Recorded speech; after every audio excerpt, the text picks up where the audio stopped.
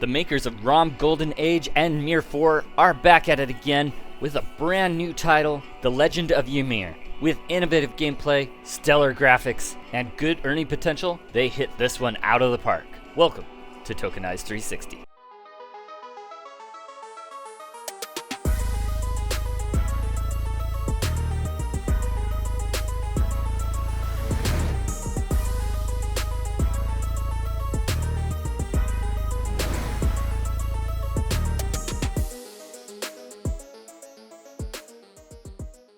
Legend of Ymir improved in a lot of ways that I was not expecting. I was expecting more of a cookie cutter game, and instead they came out with actual innovations, new features, and so on. In this video, we're going to check out the look and feel of the game, the gameplay, tips and tricks, as well as how to earn. And at the end, a little bit of bonus content from the Web3 gaming space. They have quite a few different biomes that you travel through. They obviously spent a lot of time crafting these, making them look rich and engaging. The lore is very good out of Norse mythology. They go deep into different aspects and facets of it, different legends. Ymir was one of the beings responsible for Ragnarok in the original Norse mythology. It will be interesting to see how closely this tracks to that story. You start out at the beginning with the Jotuns trying to start Ragnarok and you preventing the first phase of it. You had better get used to this guy. He's like your little brother tagging along, but he knows a lot of things. He is going to be with you for a long time in the game. There are 5 different classes in the game, 2 melee and 3 ranged. We have the Berserker and the Warlord as melee, and there's the Skuld. He's kind of a bard,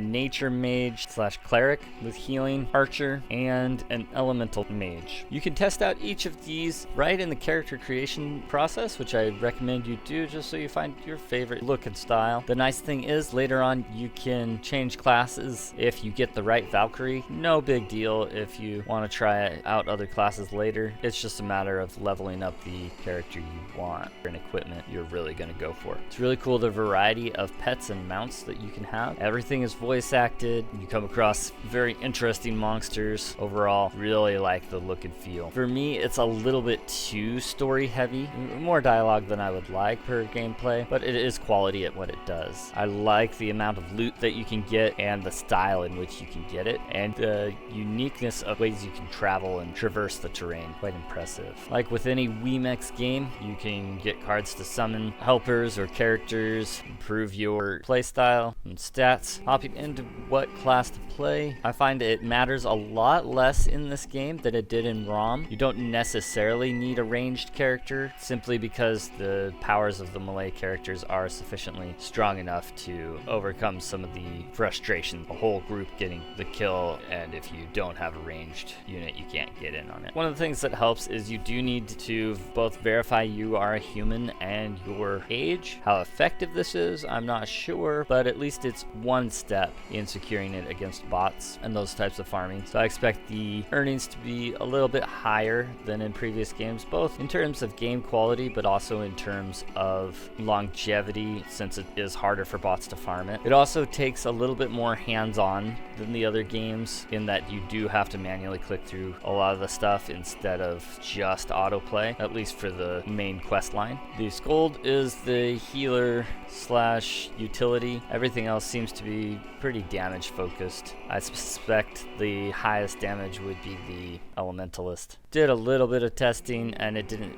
really seem to matter which class you play. Ultimately, it's preference, and if you have a group, you do want the different roles in that group. A couple of things that I ran into problems with, but I want to spare you this pain, is when you're purchasing stuff, you click over here on the actual card and not on the icon, so you can actually pull up the purchase screen. Took me a while to figure that out, and I was able to autoplay without much thought until about level 14, and then my character started losing fights. You can actually improve your fight style by manually controlling your character, mainly just running around instead of sitting there taking hits. Works quite well. There's a ton of things you can do to improve your character's stats, which is really vital. Use your Valkyrie packs to upgrade your character, other summon packs to upgrade your companions. Adds quite a bit of stats to your character. I happened to get a legendary of these. Super cool. Really happy with that. Always be upgrading your equipment, using it to complete sets in various ways. The best time to do this, as in Wrong Golden Age, is just while your character is grinding. Go through the menus, make sure all your equipment and buffs are as good as it can be.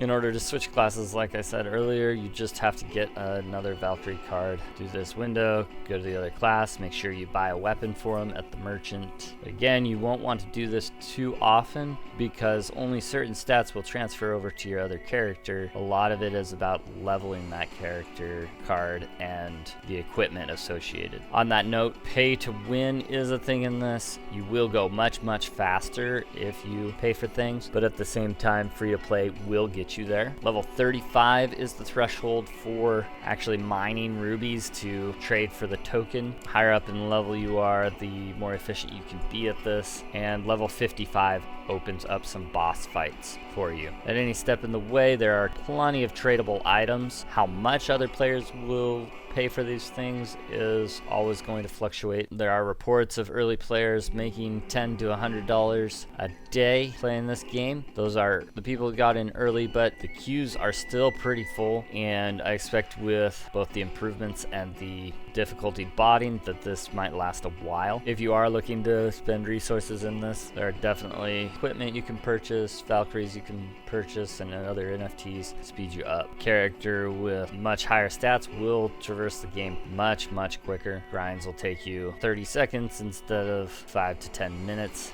Also, if you can find a group to play with, of course being in a party is going to speed you up dramatically. You'll want to set up a WEMIX Play wallet. It is on the App Store, through their website, through X. It's the best place to access the token and NFTs from the game once you earn them. Overall, super happy to see the crypto gaming space have quality games. Even if it's not quite my cup of tea, I do recognize the quality here and did enjoy going through it. Hopping into some Tokenize360 news, we did just have a Wilder World game night with $350 of wild token prize pool. Always opportunities in our community. Go ahead and join our Discord to make sure to get in on that. Another opportunity we just went through is the Zinc Alpha access. The market may be down, but our community is strong. Finishing off with a few things in the crypto gaming space. Animoca Brands has announced NASDAQ listing via a reverse merger with a company that's already on the NASDAQ. Crypto gaming going to the NASDAQ.